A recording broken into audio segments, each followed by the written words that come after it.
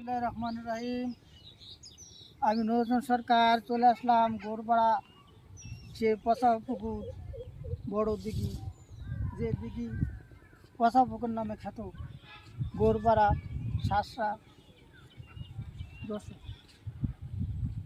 এ দিঘি এক ইতিহাস ও ঐতিহ্য রয়েছে, পচা পুকুর নামে পরিচিত।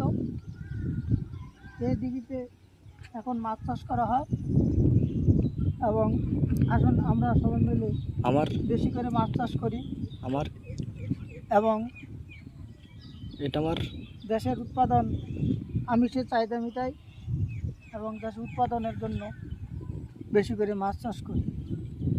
যদিও নাম পচা পুকুর, কিন্তু এই পুকুরের পানি খুব সুন্দর এবং এখানে ভালো মাছ চাষ করা হয়। মাছ, এই দিঘির মাছ খুব সুস্বাদু।